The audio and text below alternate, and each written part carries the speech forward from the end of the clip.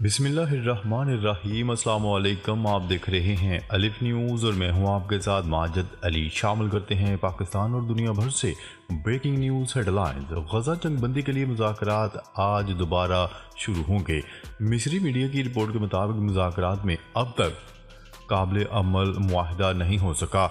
मिस्र, कतर और अमेरिका ने मुज़ाकरात के पिछले दौर में सालसी की कोशिशें की थीं। इसराइली वज़ीर-ए-आज़म नेतन्याहू ने दोहा और काहिरा में जंगबंदी मुज़ाकरात के नए दौर के लिए ग्रीन सिग्नल दे दिया था। दूसरी जानिब गजा में इसराइल की मुसलसल जारहियत जारी है। गजा में इमदाद के मुंतज़िर अफराद पर एक मरतबा फिर इसराइली फ़ौज ने फायरिंग कर दी, जिसके नतीजे में 17 फ़लस्तीनी शहीद और 30 ज़ख्मी हो गए। अरब मीडिया के मुताबिक देर अल-बाला में अल-मगाज़ी पनाह गज़ीन कैंप पर भी इसराइली हमलों में 3 फ़लस्तीनी शहीद हुए।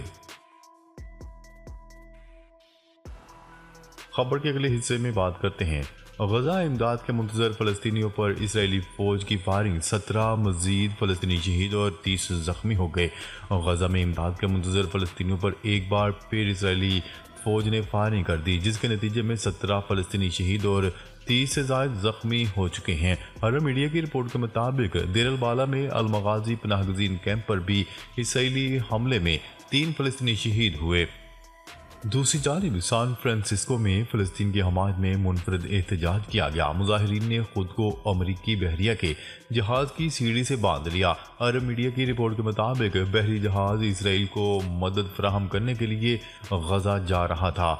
एहतजाज करने वाली 10 खवातीन समेत 14 अफराद को हिरासत में ले लिया गया। अक़वाम मुत्तहिदा के सेक्रेटरी जनरल ने लबनान में अक़वाम मुत्तहिदा मिशन की गाड़ी के करीब शेलिंग की मजम्मत की है। इसराइली शेलिंग में अक़वाम मुत्तहिदा अमन मिशन के 3 एहलकार और मकामी तर्जमान जख्मी हुए थे। खबर के अगले हिस्से में बात करते हैं सलामती कौंसिल की करारदाद के बावजूद गजा में जारी कत्ले आम के खिलाफ लंदन में एहतजाजी मुजाहिरा। गजा में जंगबंदी के लिए सलामती कौंसिल में करारदाद की मंजूरी के बावजूद जारी कत्ले आम के खिलाफ लंदन में एहतजाजी मुजाहिरा किया गया। गजा में इसराइली जारहियत के खिलाफ लंदन में एहतजाजी मुजाहरे में खिताब करते हुए लेबर पार्टी के साबिक लीडर जेरेमी कॉर्बिन ने कहा कि इसराइल आलमी कवानीन की खिलाफ वर्जी कर रहा है। मुजाहिरीन का कहना था कि इसराइल ने अक़वाम मुत्तहिदा की सलामती कौंसिल की जंगबंदी की करारदाद को मुस्तरद कर दिया है। इसराइल को लगाम डालने की ज़रूरत है। मुजाहिरीन ने जंगबंदी के लिए अमली इक़दामात का मुतालबा करते हुए कहा कि इसराइल का कहत के हालात पैदा करना जंगी जुर्म है। खबर के अगले हिस्से में बात करते हैं सऊदी वज़ीर ख़ारजा और फ़लस्तीनी वज़ीर-ए-आज़म की गजा जंगबंदी पर गुफ्तगू। सऊदी वज़ीर ख़ारजा शहज़ादा फैसल बिन फरहान का फ़लस्तीनी वज़ीर-ए-आज़म से फ़ोन पर राब्ता हुआ है। सऊदी प्रेस एजेंसी की रिपोर्ट के मुताबिक शहज़ादा फैसल बिन फरहान ने डॉक्टर मोहम्मद मुस्तफ़ा को ओहदा संभालने पर मुबारकबाद दी और दोनों रहनुमाओं ने गजा की पट्टी की ताज़ा तरीन सूरत हाल और जंगबंदी से मुतल्लिक तबादला ख्याल किया। सऊदी व फ़लस्तीनी रहनुमाओं ने गजा में इंसानी इमदाद बढ़ाने की कोशिशों पर भी बातचीत की। सऊदी वज़ीर ख़ारजा ने फ़लस्तीनी वज़ीर-ए-आज़म के लिए इसराइल और हमास की जंग के दौरान फ़लस्तीनी अवाम की मुश्किल हालात में खिदमत करने में कामयाबी के लिए नेक ख्वाहिशात का इज़हार भी किया। खबर के अगले हिस्से में बात करते हैं इंडोनेशिया में फौजी असले के गोदाम पर आग लगने के बाद धमाकों की आवाज़ें सुनी गई। गैर मुल्की मीडिया की रिपोर्ट के मुताबिक असले के जखीरे में आग लगने के बाद कई धमाके सुने गए। असला डिपो में आतिश ज़दगी की बायस करीबी इलाकों से लोगों को नकल मकानी की हदायत कर दी गई। मकामी मीडिया की रिपोर्ट के मुताबिक असले के गोदाम में आतिश ज़दगी के बाद आसमान पर धुएं के बादल छा गए, जिसे कई किलोमीटर दूर से भी देखा गया। इंडोनेशियन हुकाम का कहना है कि आग शहर के बाहर गोला बारूद रखे जाने वाले गोदाम में लगी। गोदाम में आग लगने से जानी नुकसान नहीं हुआ। हुकाम का कहना है कि आग गोदाम के इस हिस्से से शुरू हुई जहां पर पुराना नाकाबिले इस्तेमाल गोला बारूद रखा हुआ था। फायर फाइटर्स आग बुझाने की कोशिशों में मसरूफ हैं। खबर के अगले हिस्से में बात करते हैं मोदी सरकार पर बैनुल-अक़वामी दबाव बढ़ गया। अक़वाम मुत्तहिदा का बड़ा मुतालबा। मोदी सरकार पर बैनुल-अक़वामी दबाव बढ़ने लगा। जर्मनी और अमेरिका के बाद अक़वाम मुत्तहिदा ने भी वज़ीर आला दिल्ली अरविंद केजरीवाल के लिए शफाफ और बरवक्त कार्रवाई का मुतालबा कर दिया। अब भारत में आइंदा माह होने वाले इंतखाबात में शिकस्त के खौफ से मोदी सरकार ने मुल्क भर में खौफ की फजा कायम कर रखी है और बीजेपी हुकूमत की जानिब से करप्शन को मंजर आम पर लाने वालों की आवाज़ों को बज़ोर ताकत दबाया जा रहा है और इन्हें खामोश कर दिया जाता है। मोदी हुकूमत ने इंतखाबात से कबल अपने मुखालफिन पर कारी वार करते हुए गुज़िश्ता दिनों नई दिल्ली के वज़ीर आला अरविंद केजरीवाल को न सिर्फ गिरफ्तार किया बल्कि आम आदमी पार्टी के दफ्तर को भी सील कर दिया गया, जिस पर अब दुनिया भर से आवाज़ें बुलंद होने लगी हैं।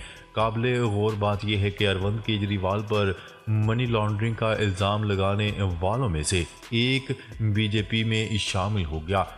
अरविंद केजरीवाल की गैर कानूनी गिरफ्तारी पर अमेरिका और जर्मनी पहले ही तहफ़्फ़ुज़ात का इज़हार कर चुके थे और अब अक़वाम मुत्तहिदा ने भी इस हवाले से अपनी आवाज़ बुलंद कर दी। तर्जुमान सेक्रेटरी जनरल अक़वाम मुत्तहिदा की जानिब से जारी बयान में कहा गया है कि भारत अरविंद केजरीवाल का मामला इंसाफ के असूलों के तहत हल करे और उम्मीद करते हैं कि भारत में सबके हकूक़ का तहफ़्फ़ुज़ किया जाएगा। तर्जुमान का मज़ीद कहना था कि सियासी शख्सियात को तहफ़्फ़ुज़ फराहम किया जाए, हर कोई आज़ादाना माहौल में वोट डालने के काबिल हो। दूसरी जानिब भारतीय तज्ज़ियाकारों का इस हवाले से कहना है कि कई बरसों में बीजेपी को करोड़ों रुपए की गैर कानूनी फंडिंग की गई। अपोजिशन जमातों को इंतखाबी हकूक ना देकर मोदी सरकार ने फिर खुद को पुरतशद्दुद हुकूमत साबित कर दिया। इंडियन एक्सप्रेस ने लिखा कि पहले भी बीजेपी की जानिब से कांग्रेस पर 210 करोड़ रुपए का जुर्माना आयद और अकाउंट्स मुंजमद किए गए। मोदी सरकार ने इलेक्शन हारने के खौफ से कांग्रेस को 1800 करोड़ का नोटिस इन्फोर्समेंट डायरेक्टोरेट के जरिए जारी कराया। खबर के अगले हिस्से में बात करते हैं। यूक्रेन के सदर ने रूस के मुकाबले में पसपाई अख्तियार करने का अंदिया दे दिया।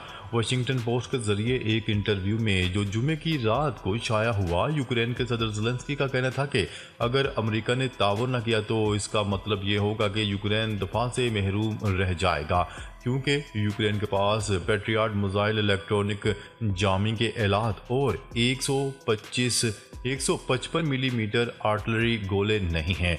यूक्रेनी सदर ने कहा कि इस सूरत में फौज कदम ब कदम पसपाई अख्तियार कर लेगी और वापस लौट आएगी, इसलिए हमें पसपाई की रोकथाम के कोई राह हल तलाश करना चाहिए।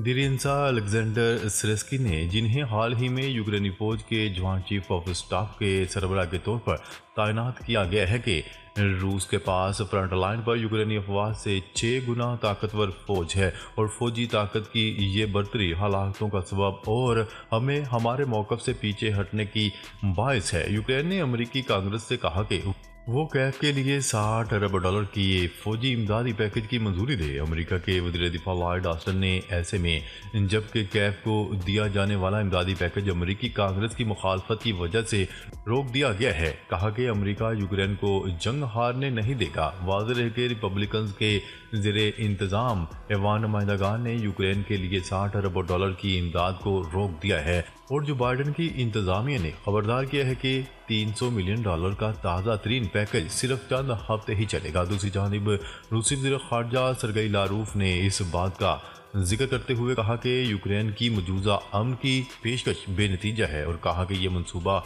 नाकाबिल कबूल मफरूज़ों पर मबनी है, क्योंकि इसमें मास्को का मकबूजा इलाकों से इनखलाब भी शामिल है।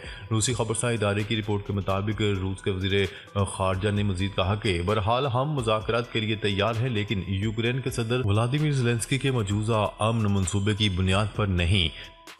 ख्याल रहे कि यूक्रेन में जंग मगरिब की जानिब से मास्को की सिक्योरिटी खदशात से अदम तोजीही और रूस की सरहदों तक नेटो अफवाज की तोसी की वजह से शुरू हुई। रूसी सदर व्लादिमीर पुतिन ने 21 फरवरी 2022 को डोनबास के इलाके में डोनेट्स्क और लुहांस्क अवामी जमहूरिया की आज़ादी का बाज़ाब्ता तौर पर तस्लीम किया था और 3 दिन बाद इन्होंने एक फौजी ऑपरेशन शुरू किया, जिसे इसने यूक्रेन के खिलाफ खसूसी ऑपरेशन का नाम दिया। खबर के अगले हिस्से में बात करते हैं। सुहूनी फौजी अड्डे पर इराक की मुजाहमती फौज का ड्रोन हमला। न्यूज़ रिपोर्ट के मुताबिक इराकी इस्तकामती गिरोह ने अपने बयान में कहा है कि शाम के मकबूजा जोलान के इलाके में एक इसराइली फौजी ठिकाने पर ड्रोन हमला किया गया। बयान में कहा गया कि इराकी इस्तकामत गजा के अवाम की हमायत में माह रमज़ान अल मुबारक में गाज़ियों के खिलाफ कार्रवाई तेज़ करेगी। इराकी इस्लामी इस्तकामत ने पीर को भी ऐलान किया था कि इसने सहूनी हुकूमत के एक ड्रोन डिपो को हमले का निशाना बनाया।